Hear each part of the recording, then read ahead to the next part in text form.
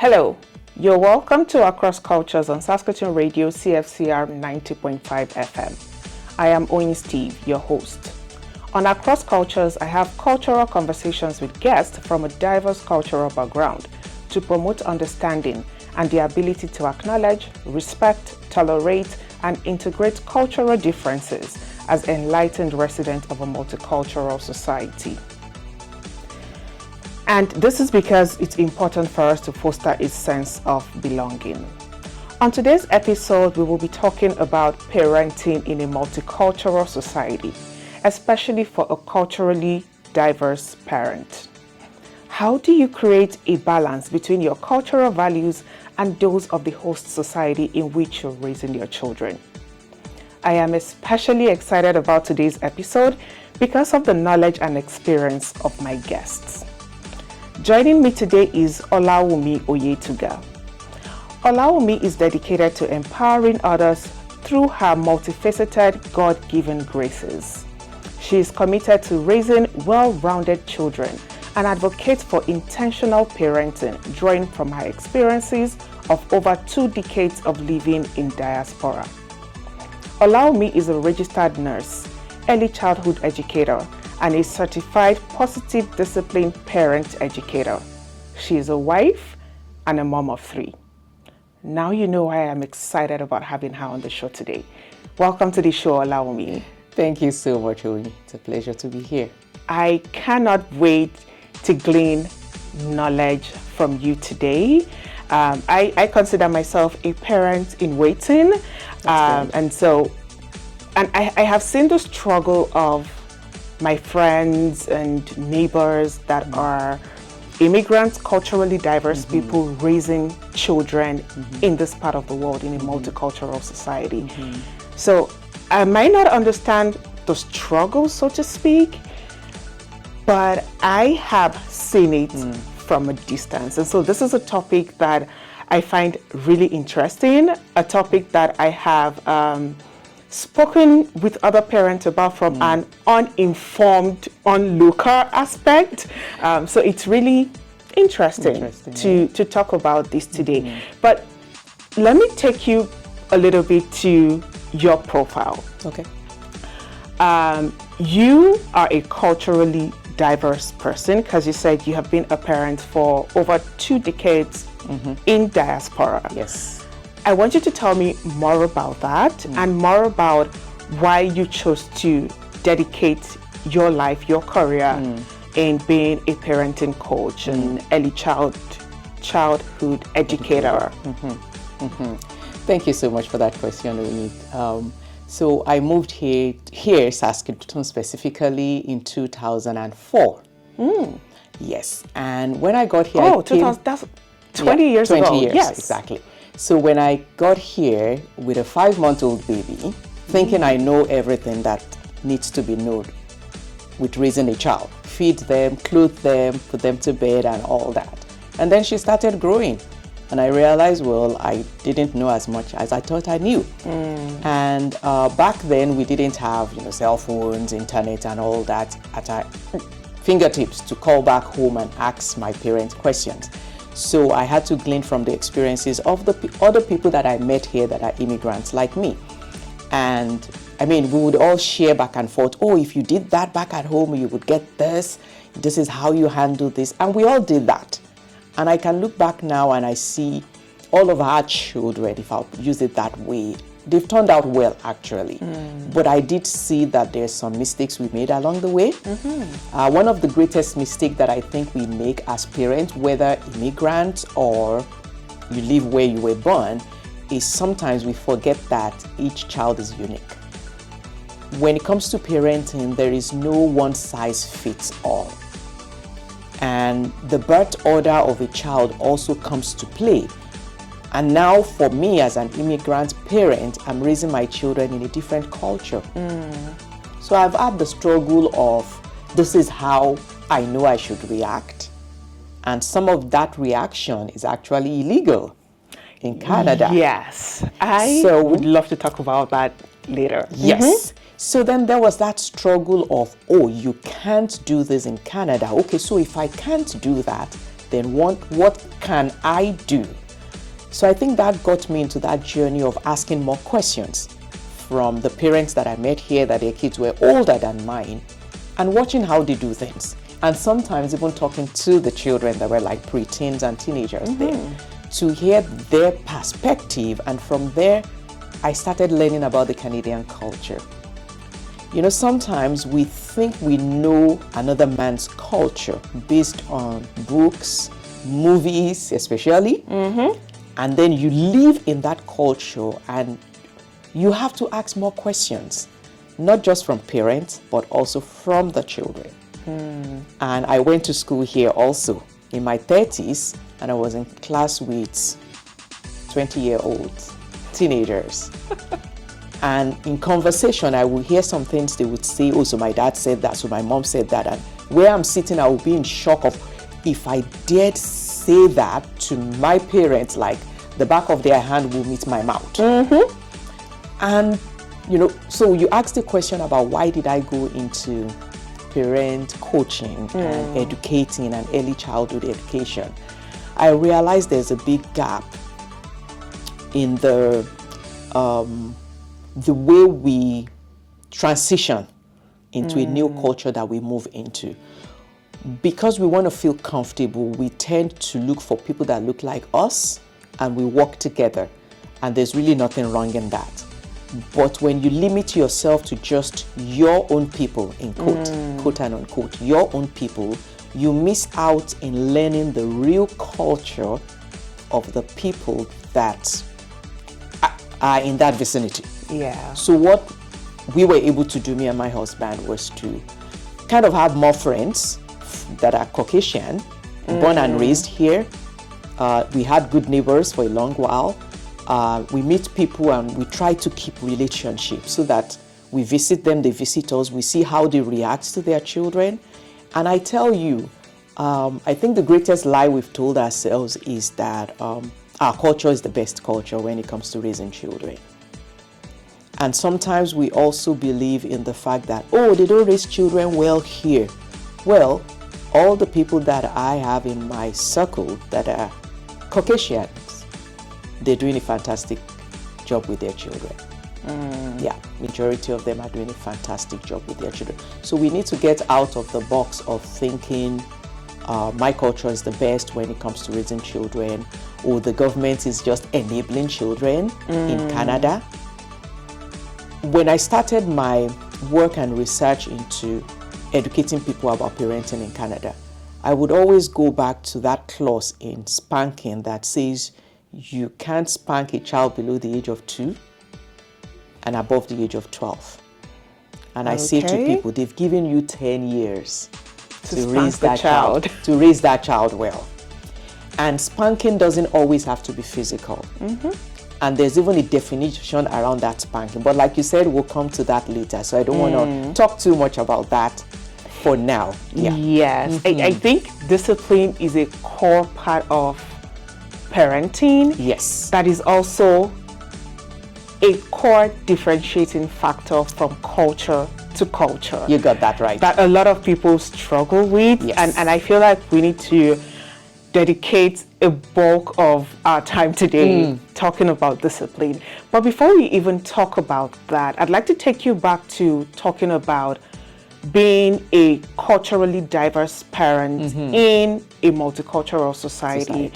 Usually, people who do not fall within that description, maybe Caucasians, for instance, or people who were lived all their life in Canada, were born in Canada, married somebody who was born in Canada, do not have any other cultural influence or external cultural influence other than what they know in Canada, might think, oh, what's the big deal? There's no difference.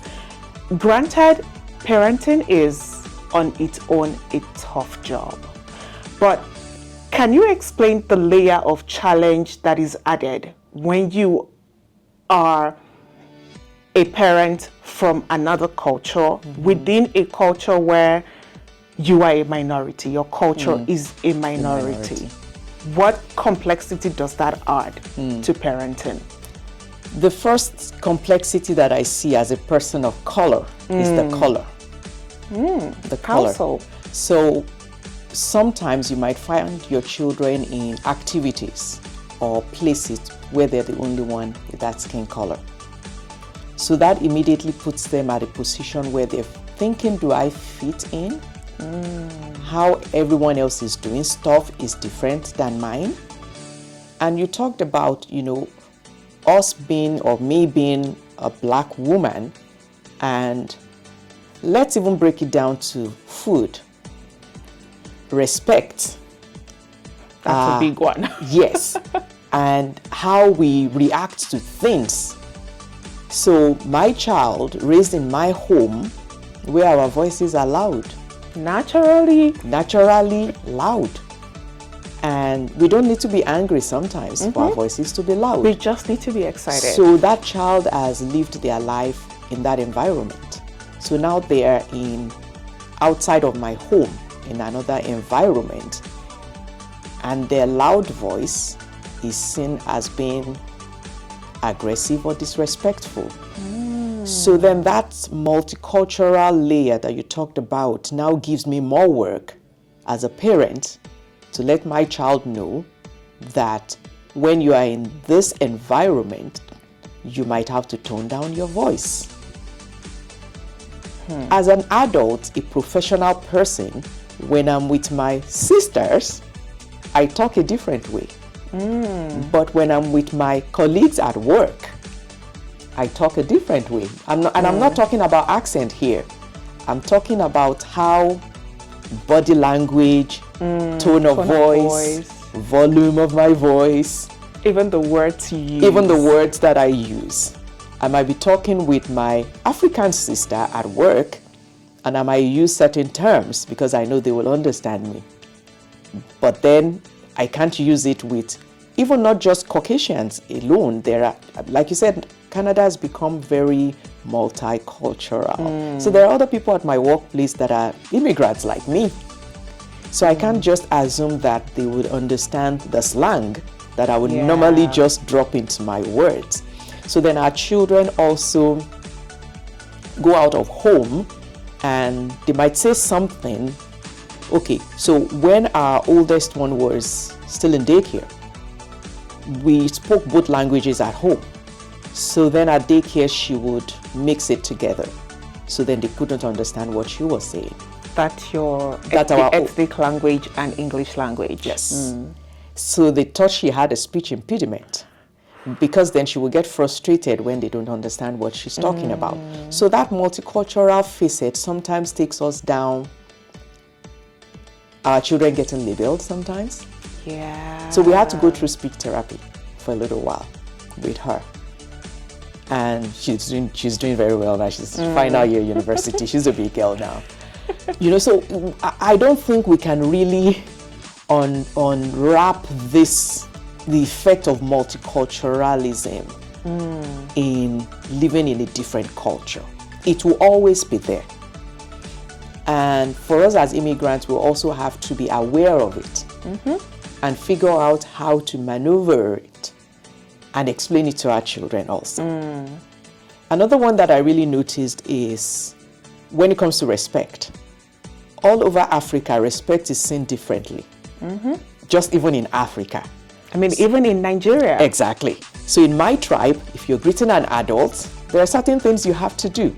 We don't even look each other in the eye. I'm looking at you, I'm maintaining eye contact because it's you, it's me. But even right now when I'm talking Usually I shouldn't maintain eye contact with you because I know you're older than me. I know, but because Nigerian we're professionals. culture, yes. Exactly. So even right now, when I'm talking to some older African people, Nigerian, Yoruba people, because in my church, my local church, we have lots of grandparents around. When I'm talking to them, I don't maintain eye contact.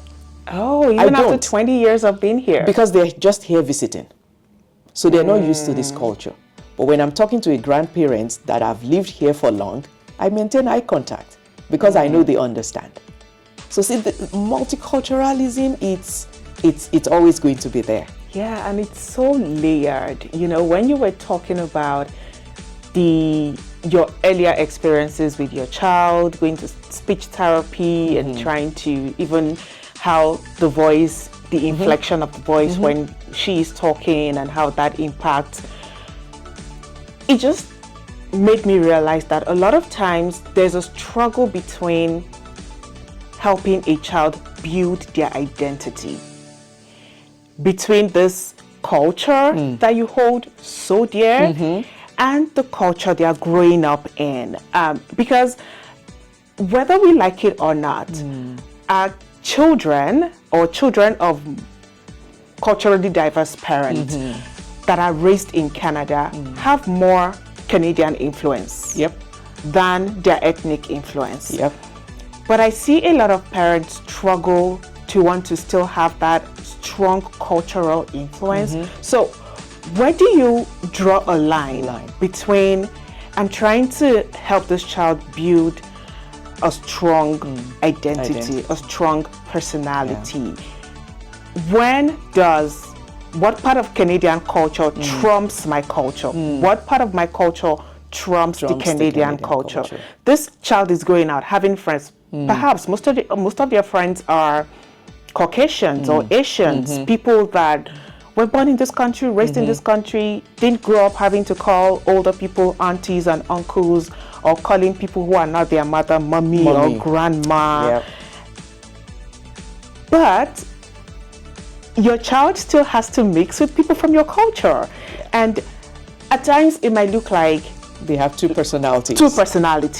How do you blend that? Do you see a lot of that in your experience as a parent in coach? And how do you advise parents to try to handle and navigate that with their children? So the first thing that I always recommend to parents is, if you want your children to love your culture, you have to be very intentional. So typically when parents, Yoruba Nigerian parents, want to correct a child, we go the route of when I was your age. And what I've seen children of my culture do is they block you off immediately you go that route. Because now you're preaching to the choir. So they block you off. It's become rhetorics, it's become a lecture they don't want to hear. So if you want your children to love your culture, make it lovable. How? So in our culture, we call anyone that's older than your mom Big Mommy. Well, you can't force them to call everybody that's not part of that culture Big Mommy. True. But you also have to explain respect to them. So I'll use an example. When we moved to our home where we still currently live, our neighbors, very nice family, they had children also, our kids would play together, and their kid was in our house and called me by my first name. But I didn't react. I was already a university student then. I kind of understood the culture to that extent. And then our kids were talking about her parents and called them by first name. And I looked at them and I said, you know what? In our culture, it's actually disrespectful to call an adult by first name. So you're going to call them Mr. This and Mrs. This. So when our neighbors heard that, they were like, oh no, Wumi, it's okay. They can call us by first name. And I said, if I let them get away with that, they will do it to a Nigerian and they will get corrected right there. And then I will get told that you're not raising them well. Yes. So I said our children have two cultures, Canadian culture and the Nigerian culture. So they're going to blend it together. So our children would ask if we're going somewhere, oh, so when we get there, do we have to kneel down to greet them?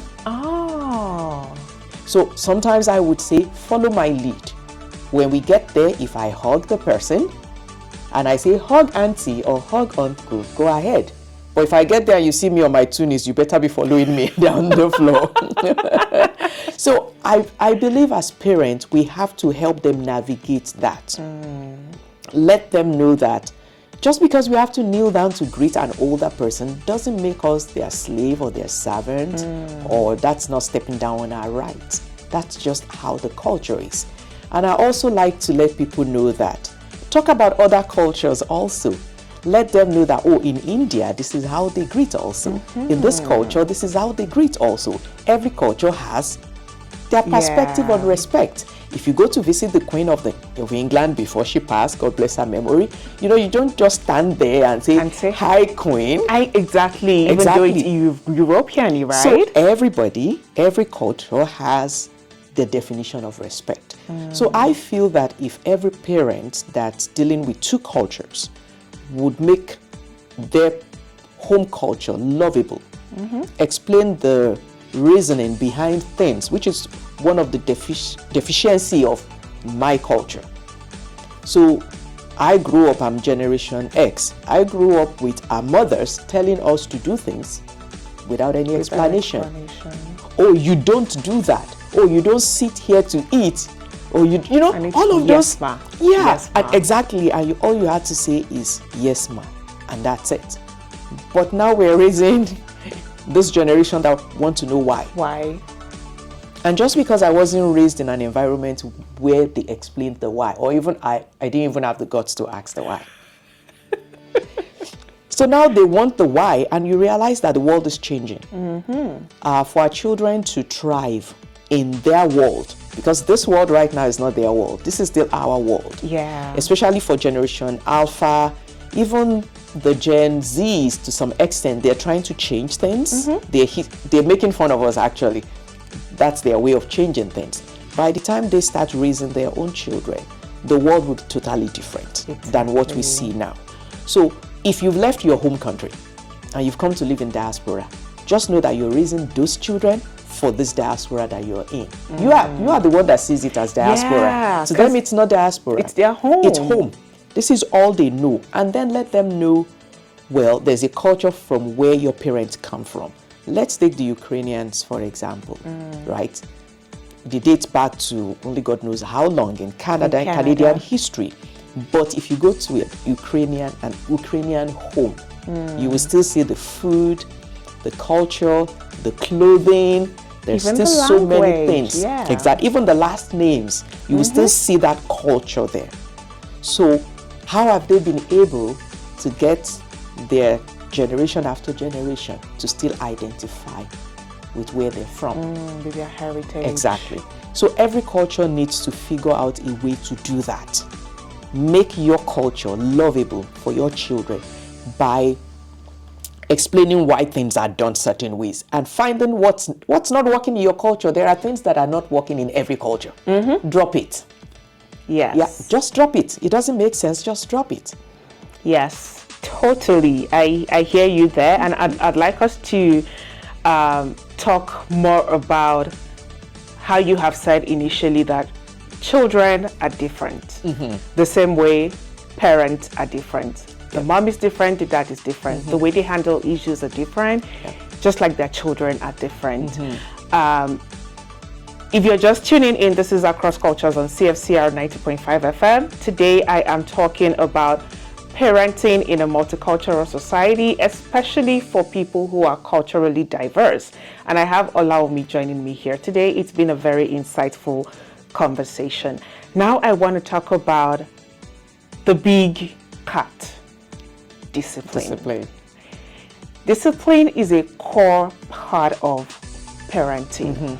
And like I said earlier, it's also a core part of cultural difference. Because even within one country, you find that different ethnic groups discipline in different ways. And like you said earlier, I know you talked about some things that you're bringing from your home culture might be outright illegal in Canada.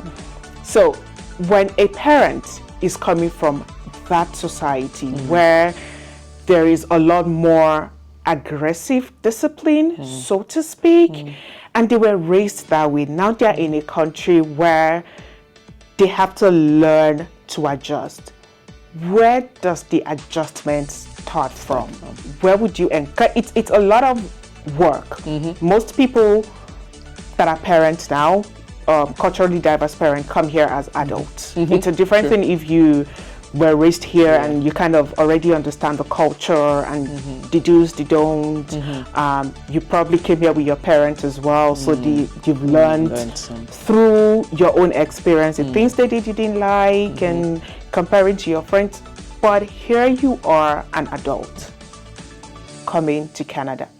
And it's even worse if you're coming with children you already had and you're bringing them in. Yep. You've already been used to disciplining them a certain way in your home country. Yeah. Now you're in Canada. And I feel like a lot of times parents in that kind of situation have to almost chew back on their word. Because it's like you've told your kids this for so long, and now it's a battle between, do I go back on my word? How does that look like to my children? How do I balance discipline in this new environment? One, in order to raise a child, a well-rounded child, and two, to be able to still uphold things that are valuable to me, the values that I hold dear to my heart, and be able to pass it on to those children without making the children feel like, oh, mommy has changed, daddy has changed, oh, we're in a new country, now I have power. Yep. How do parents navigate that change in power, where it feels like parents don't have the power anymore, the kids have all the power right now, and it's like you have to learn to bargain with children you've always had to shout down on? Yeah, I like how you ended that. Children you have to shout down on. One thing that I see, or one of the things that I think is lacking in discipline in most other countries is we don't build a relationship. It's easier to discipline, correct, call someone to order when you already have a relationship. Even as adults, if we've never met before and we bump into each other somewhere and I see you doing something, before I walk up to you, I'll be like, she doesn't know me, I don't know her. How easy is that for me to just come to you and say, oh, hi, I noticed this, could you? I'm going to have to measure my words and weigh them before I speak to you. Now think of a child that you don't have a relationship with. All they see you is the field marshal has arrived, the drill sergeant is here, whatever he says do is what I have to do. Because the culture there supports that I can starve you because you did not do the dishes yesterday. I love what you just said there, and I'd like you to hold that thought so that we take a short break. We need to take a short break now, and when we return, we'll continue the conversation on parenting in a multicultural society with Olawumi. Are you a newcomer to Canada for less than 1 year? Immigrant Muse, in partnership with TELUS, offers newcomers a special phone rate starting at $34 per month with 50 gigabytes of data and 1,000 minutes for international calls. For starters, you can get a free no-obligation preloaded SIM card to help you hit the ground running for the first month when you land Canada. After that, you can retain the same number with TELUS preferred rates for newcomers using our code DCC7691. You don't need a credit card or credit history to access this offer, but you can use this to build your credit history in Canada. So what are you waiting for? Visit immigrantmusemagazine.ca to access our exclusive newcomer offers.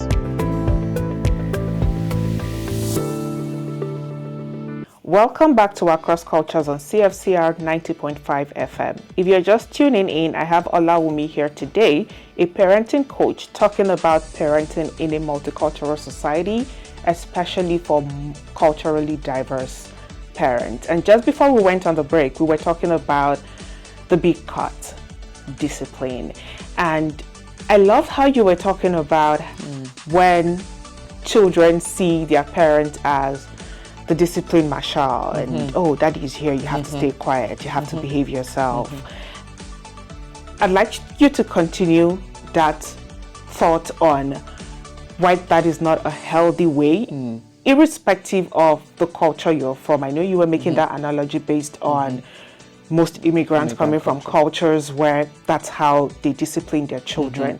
And just taking that to now you're in Canada, where do you even start to change from? So, for us to make a headway in life, you need to be able to learn, unlearn, and relearn. I hear that. So, we've done it this way. We've always done it this way.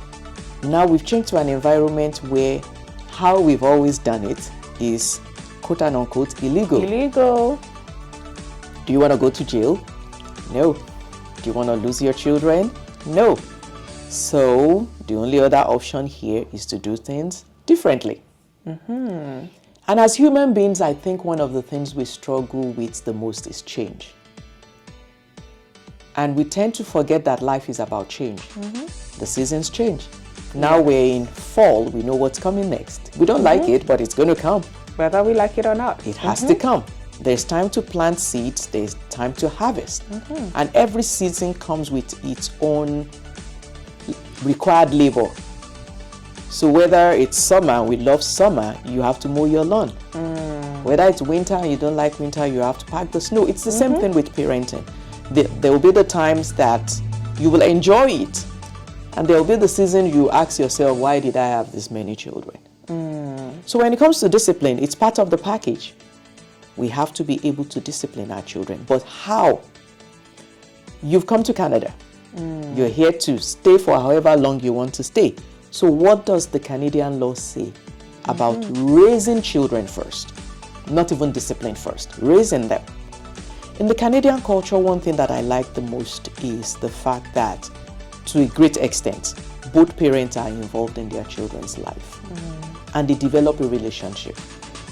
When you read my profile, I'm an early childhood educator. I see dads dropping their children off at daycare. I see dads showing up for three-way conferences. When I was in high school, whenever there is, we called it Parents Teachers Association meeting. Whenever those meetings held, it was full of women. Most of the dads, most of the dads didn't show up.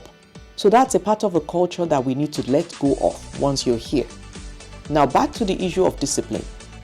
If you do not develop a good relationship with your children, you will find disciplining them difficult. And I'm not talking of good relationship as in we're buddies, we're friends. Yeah, I think that's another thing too, right? Yes, there's room for friendship, there's room for relationship. Now, as they're getting older, that relationship turns into friendship. So today, personal experience, I went shopping with my oldest child and I had no knowledge. I had little knowledge about what I wanted to buy. It was our expertise. By the time we went into the second store, I said to her, it looks like I am the child following you with this shopping. And I remember when I used to take you and your younger sisters shopping. That is where the relationship comes in, that you're comfortable enough to let your child take the lead. And you follow them and you acknowledge it. And after acknowledging it, you feel good with yourself because you realize, I trained her. I raised her well. So if we do not develop relationship, and that's why sometimes for immigrant families, it tends to look as if the children go wayward when they become teenagers. It's because we missed that age to 12 to build that relationship. In the process of discipline, you build relationship. Sweetheart, I told you not to do this and you still did it. So I need you to go fix it. And after you fix it, there's a consequence for what you've done. And we need to also know that when you're setting all those boundaries of where discipline will come in, talk with that child to set the consequence. So you've missed your homework 2 days in a row. Your teacher has written me a letter. And this is why I say to people that the Canadian culture or the Canadian legal system has already made it easier for you in court to raise your children. How so? So when your child misbehaves in school, you get an email or you get a phone call and they tell you they sent your child to the principal's office. because they did this.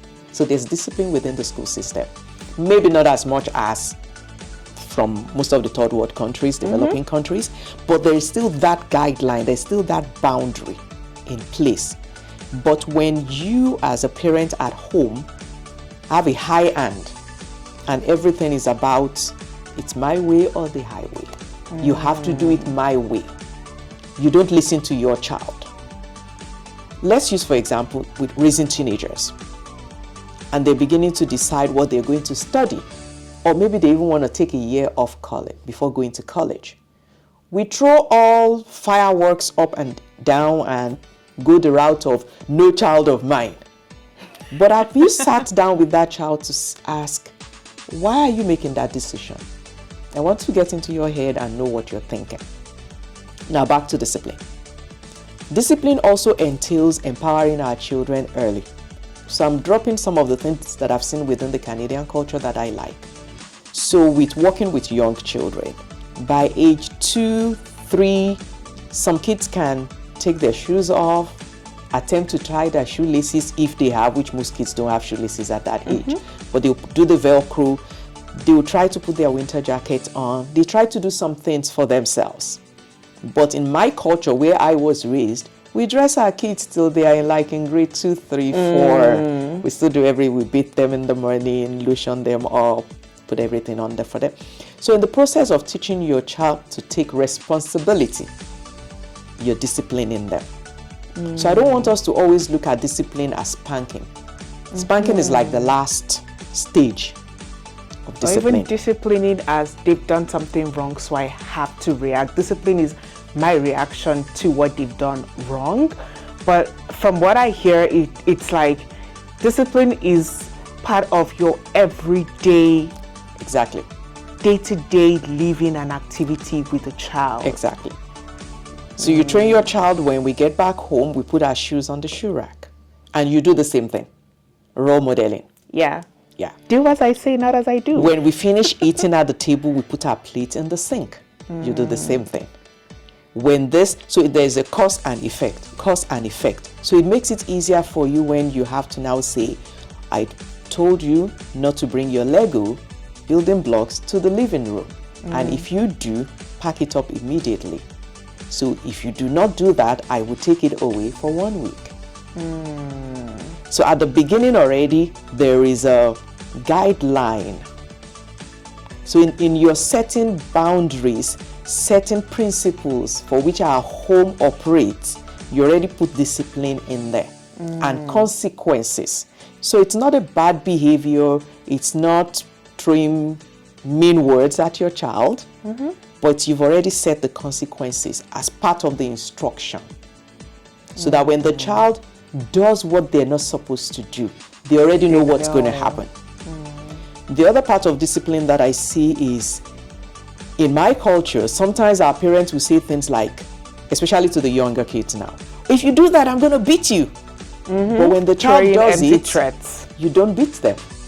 Yes. Now, I know we don't use that word in Canada. We don't beat people. But not supposed to use it, but I mean, yeah. So use it. You talk to your child and you say, oh, if you do that, I'm going to do this. Like, let's use a good example of, oh, if you don't listen, or if you don't clean your room, or if you don't do this, I'm not going to take you to, maybe you're going on a family vacation. You're not coming with us. Well, are you going to leave a 9-year-old at home by themselves when you travel? Unrealistic. So then the child looks at you as, oh, it's just empty threats. I can get away with it. Then the more you do it, the more it happens, the more they get into that mindset of, my parents are just playing around. Yeah. Then their behavior gets worse. Language, they are just capping. And then the situation gets worse. So discipline has to come from day one. You build it into how you're raising that child gradually. So they get to even understand you. They get to know what works for our home, what does not work for our home. And then you build it as they're getting into their preteens age. And of recent, I've taken extra interest in preteens recently, because because of the work that I do, I've realized that when people struggle with their teenagers, sometimes it's because that preteen age between 9, 10, 11, 12, we think, oh, they can take care of themselves now, oh, they're growing now, and we don't get involved as much in their life emotionally, psychologically, even physically, as we did when they were younger. And the preteen stage is when your child is actually starting to understand who they are. They're starting to form their own mindset. They're starting to make decisions that you might not be aware of. So those decisions will now show up when they're 13, 14, 15. So don't joke with the preteen's age. If anyone listening to me today, don't joke with the preteen's age. Get in there. Maybe they don't want you to drop them off in school so that everybody will see them. Maybe they don't want that hug anymore. Maybe this, maybe that. That's fine. Give them their space. But still find time one-on-one to do things together. Their color will change at that age. Is when they will, all of a sudden will say, oh, blue is no longer my favorite color. And you'll be like, when did your favorite color change? Yeah, it changed along that age. You just didn't notice it. So in one word, get into their world. Play with them. So back to the topic of discipline. When you have a good relationship with your child, discipline is actually easier. Because sometimes they know it already and they will say, here, mom, take my iPad because I know I did blah, blah, blah. And this is the consequence. And this is the consequence. Yes. So before they even do something, they'll be like, oh, no, I can't do that. Or this will happen. That shows you that you've done a good job. But in Canada, spanking has its limits. The spanking cannot be greater than the offense, if I'll use that word. Where I come from, the intensity of the spanking is like times 10 of the offense. And parents spanked us out of anger. Anger at something else sometimes that even doesn't have to do with you. Spanking out of anger of what someone said about what you did. And those kind of discipline actually doesn't help the child, because now the child is looking at you as, what did I do that I deserve that? You're just taking out your frustration on me. The danger to doing discipline that way in this part of the world is, just as you know how to call 911 as a parent when you're in emergency, your child also knows how to do that. So if we're not careful in having conversations with our children, then we might end up running into problems when it comes to disciplining them. So my appeal to people of color, every immigrant parent is, even if your children are teenagers before you moved here and you didn't have a relationship, the day you realize that you don't have that relationship, that is your start date. To be more intentional to build that relationship. Then let them know, because now they're teenagers, let them know, I've realized the way I've been raising you guys works for that culture, but it doesn't work here. So can we work together to figure out how to run this relationship here in Canada? Because they know, so you can't fake it. You can't just bamboozle them and put some words together.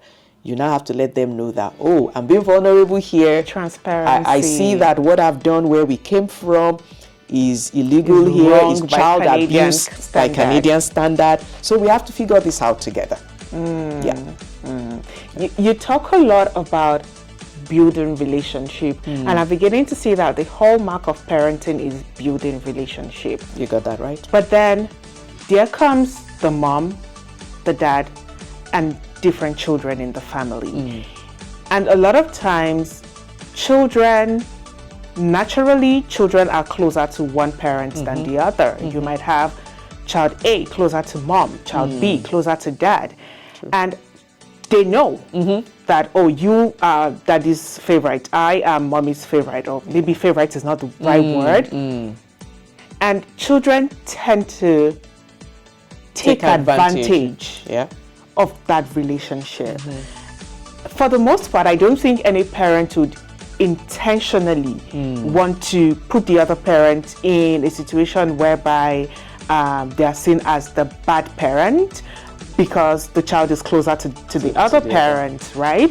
But how do parents begin to balance that?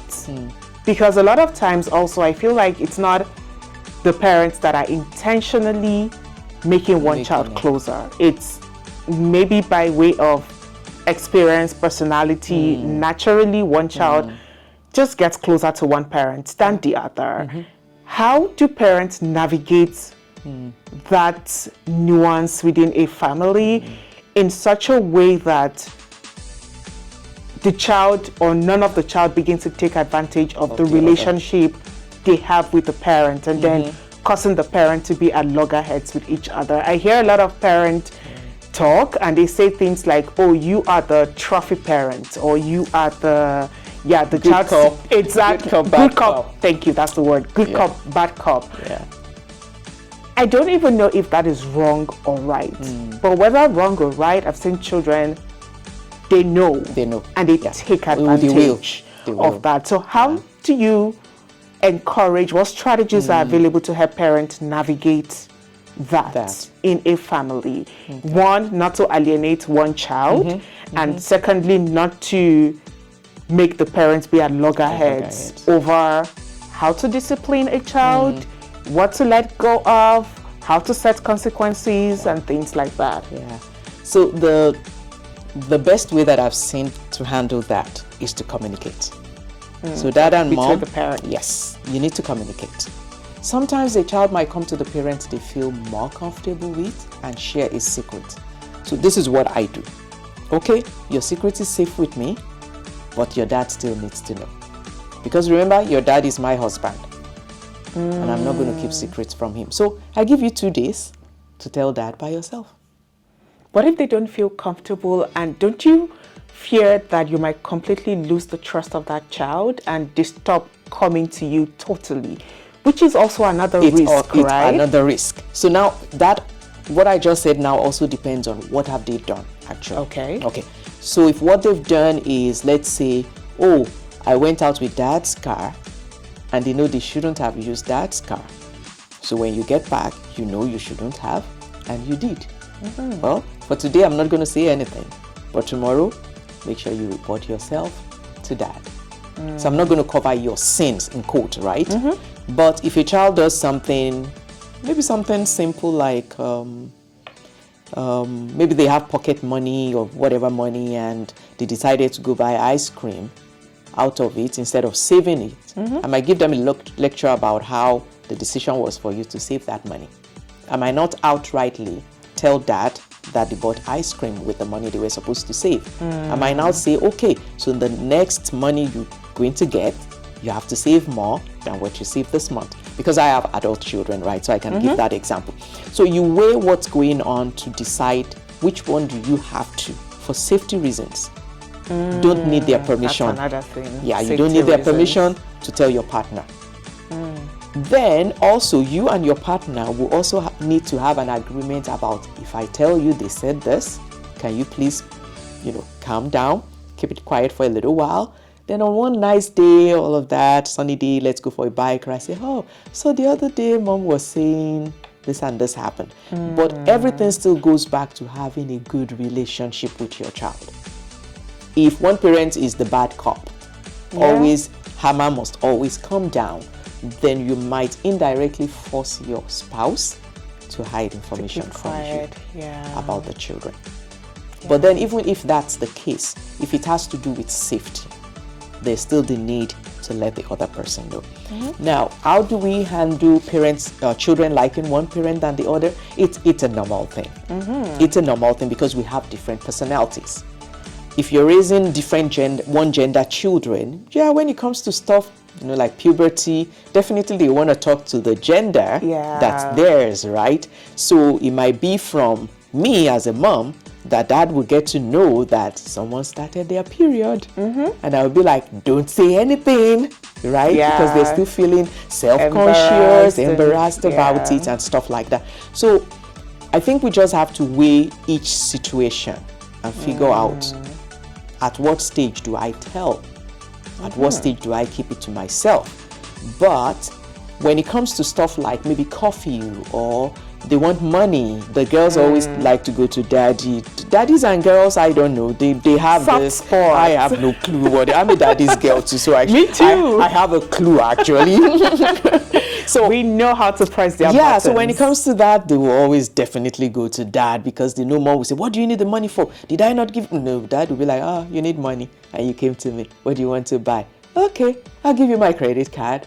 And sometimes as mom, we even roll our eyes like, seriously. So there will always be those things that will come up in the family, but don't ever, as a parent, let your children, like push you back to back, against each other. Yeah, to butt heads. So let them know certain decisions has to be made together. Oh, I asked mom. Okay, I'll talk to mom, and we'll let you know what our decisions are. And sometimes the bad cop needs to switch role with the good cop. Because if you're always the bad cop, then you're driving a wedge between you and your child, and it will get wider as they're growing older. The gap will get wider. So once in a while, come down from your, put the bad cop hat down and be the clown, right? Be the one to say, oh, let's take the car to the car wash and drive to the car wash. Simple things that don't cost money. Let's go for a bike ride. Let's go do something. Oh, it's movie night. Let's watch a movie. And bad cop, don't make a comment about everything that happens in the movie that you don't agree with. Enjoy the moment. Let them see that good cop side of you too. So parents, children are different. They're unique, just as we also as parents are. From our experiences, how we were raised, how we saw our dad behave, how we saw our mom behave, sometimes we bring it into parenting. And sometimes we're not even aware of it. Yes. Another thing that I always encourage, especially immigrant parents, to do is once in a while ask your children, how are we doing as your parents? Oh my God, appraisal. Yeah. How are we doing as your parents? What's my performance review? Yeah, what have you seen? Because I think you said something at the beginning about Caucasians, how they do things. So our children have friends. They've been to their friends' homes. They've seen dad in the kitchen cooking. Yeah. But when they come back home, to most of us, people of color, immigrants, mommy do most of the cooking. So they've actually never seen their dad in the kitchen. But then they go to their friend's house and they see dad in the kitchen, mom in the kitchen, things are done together. And they're wondering, why is my dad not helping my mom? So you need to ask questions and ask them. When I was growing up, when I was maybe teenager, there will be those times that will be like, say to your friend, I wish your mom was my mom. Your mom is more fun. Yes. Right? So ask your children, hear what other parents are doing. You might get to know some of the issues your child might be struggling with through those evaluation seasons. Sessions. That's interesting. A lot of times we see parenting as one of the most important jobs of our lives. And just coming back to asking the children, how am I doing? It's interesting because the children are more like you're the team lead in the family, right? But you need to ask for feedback in order to lead the team. Exactly. Well, because their need changes per season. As your child is transitioning from toddler to elementary school age, high school, college, if they go, their needs change. Age-wise, teenager, preteen, adult children still living at home, their needs are changing. So if you're not aware of it, then you still keep doing, and I think definition of insanity is doing the same thing the same way over and over and expecting a different result. So yes, that's really interesting thinking about it.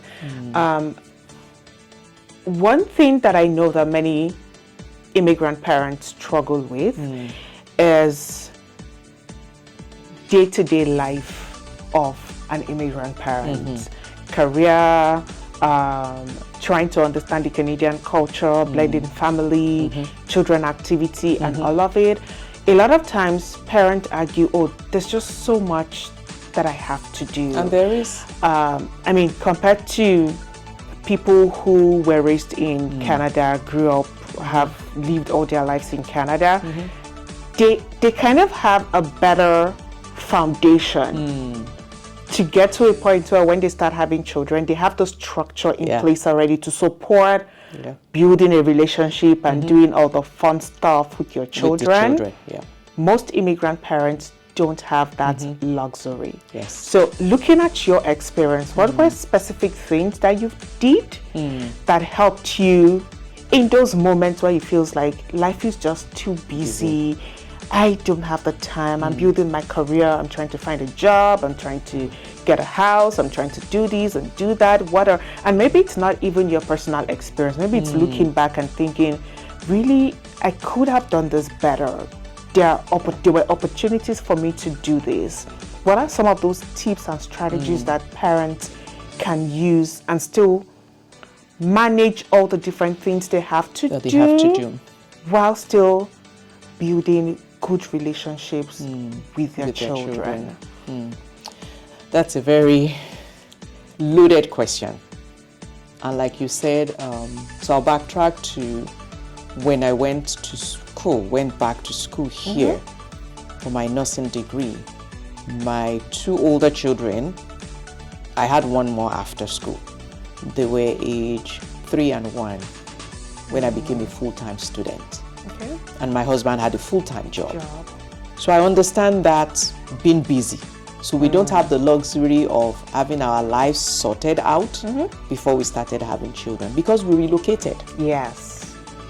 If I had stayed back in my home country, the story would be different. Yes, because you have that structure built already. Working already, kind of established in my career to a big extent. Support family members and all. There can be grandma, grandpa, auntie, uncle come over. But now, in this new environment, full-time student as an adult with 2 young children that I have to drop at daycare before making my way to the university every morning, Monday to Friday, doing the same thing back to back. One lesson that I learned there through that process, looking back now, is to thyself be true. Know what your life entails and figure out what you need to put on the shelf. Sometimes feel like you have to do everything. Exactly. Sometimes as immigrants, we tend to forget that we're just starting from the scratch. There are certain luxuries that your life won't accommodate. And you just have to close your eyes to them and face what you have to do. One thing that I always say to people is when I was going through school, I had no social life. There was no time.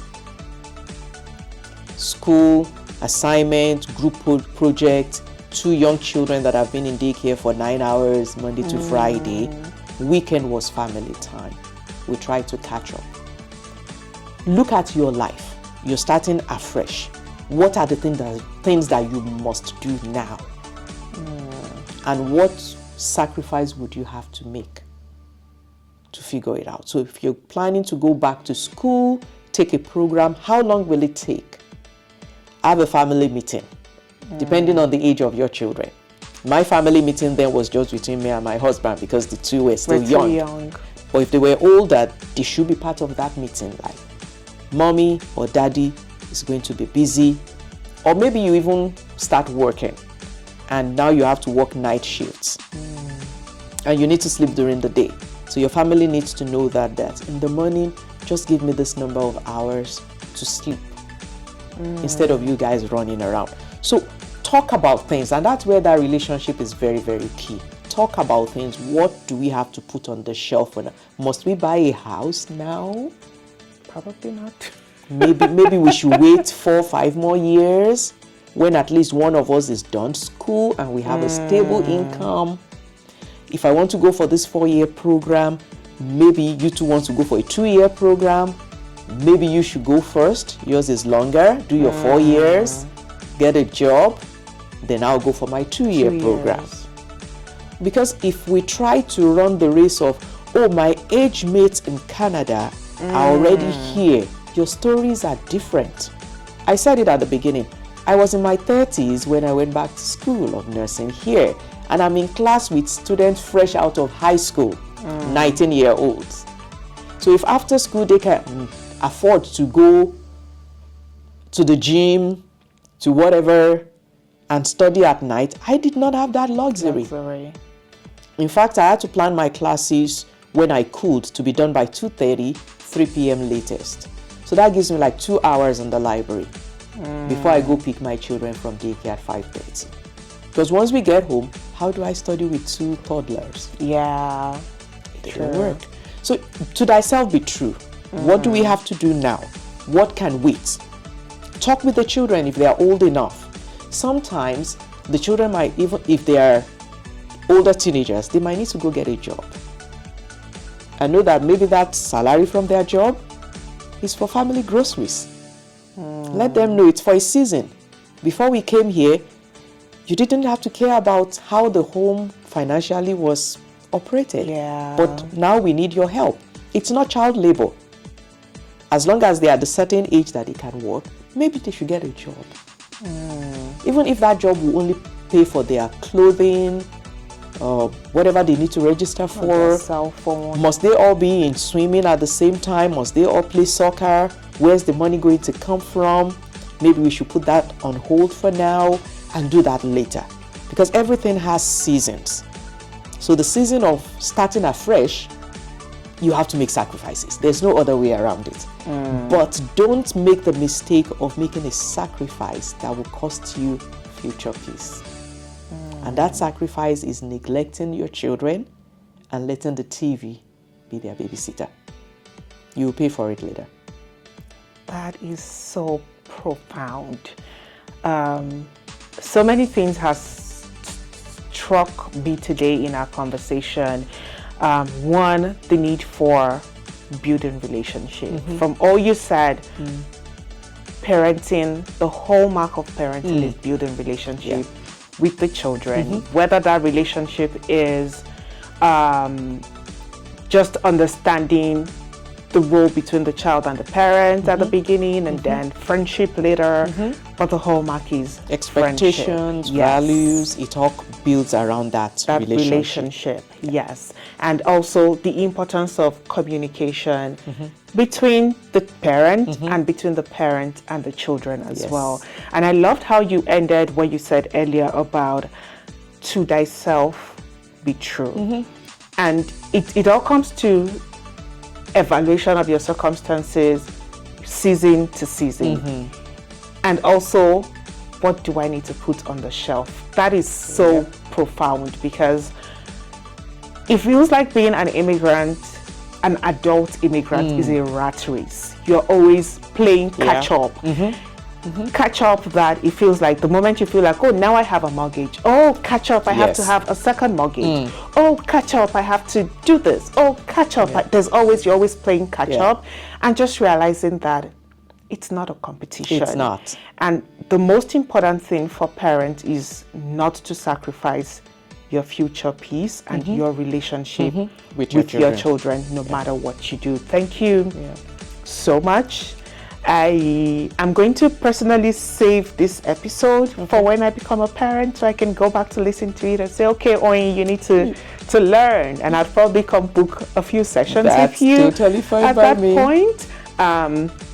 So if somebody is listening right now and they feel like, oh, I think this is somebody I would like to have a one-on-one with to talk about whatever parental issues I'm going through, or to build strategies based on the uniqueness of my own children or my own circumstances, how can they reach you? So the easiest way to find me is to go to my website. Okay. It's www.olawumioyetuga.com. Okay. Everything else you need to know about me, you'll find it on my website, Instagram, Facebook, YouTube, WhatsApp community. So I have a community on WhatsApp for parents, and there are people on there from wherever, not just even Canada. Okay. And I do share tips. And like I said to you at the beginning also, that raising children is not a one-size-fits-all. So when people ask questions, I don't just give a blanket answer, because I'm raising 3 children and they're totally different. So talking to parents is something that I look forward to, because then we can dissect the problem and put it back together one piece at a time. So anybody looking for me, just reach out to me on my website, email, context, whatever. You find everything you on the need website. on my website, www.olawumioyetuga.com. Yes. Thank you so much, Olawumi, for joining Thank you. me today. This has been a very fantastic. Yes, and I am certain I'm going to bring you here again to talk about this. If you have a question, you're going through something, you have a question that you need to share, you want her to share insights based on what you're going through, feel free to send it in. We will read it, dissect it, and maybe have an opportunity to bring her in again to talk specifically about that situation. I would totally love that. If you would like to listen to this episode again or back episode of Across Cultures, feel free to check my YouTube channel, Across Cultures with Oyin Steve, both YouTube and wherever you listen to your podcast. And if there's a cultural topic that you would like us to explore on this show, or if there's a guest you think would be a great fit, please send me an email. It's oyin@immigrantnews.ca.